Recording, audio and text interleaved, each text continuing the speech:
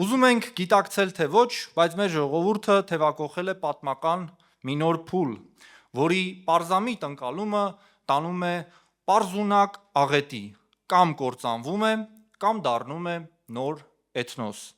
Հասկանում են արդյոք վերջին մարդը և նրանց կառչած զանգվածը, որ հանգուցալուծման այլ ճանապարհ չկա, գուցե հասկանում են, բայց երկուստեք բավարարվող գոյատևման խրախճանքի մեջ ինքնախաբեությամբ երկարաձգում են ժամանակը։ Այս խոսքերի հեղինակը ես չեմ, այն գրվել է 33 տարի առաջ քաղաքագետ հրապարակախոս Տիգրան Հայրապետյանի կողմից և այս օրերին կարծում եմ այն շատ ավելի համապատասխան և արդիական է։ Հայաստանը քաղաքական ու քաղաքացիական մեծ աղետի առաջ է կանգնած,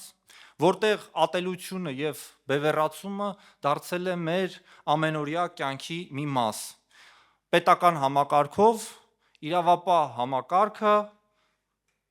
վերածվել է մեկ մարդու համար ծառայող մահակի։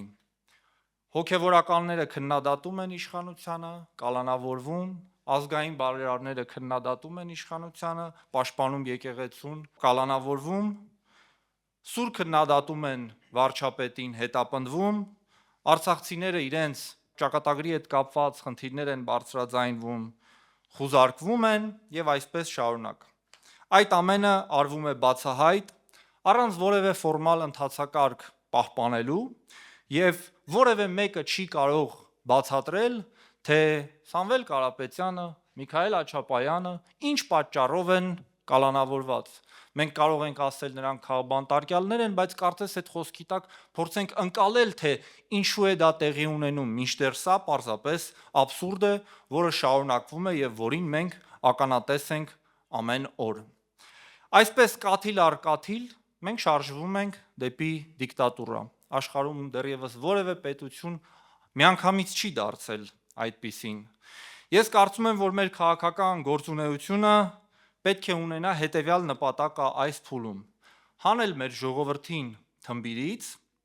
և այս նոր նորմալը կանգնեցնել, որովհետև սա նորմալ չէ։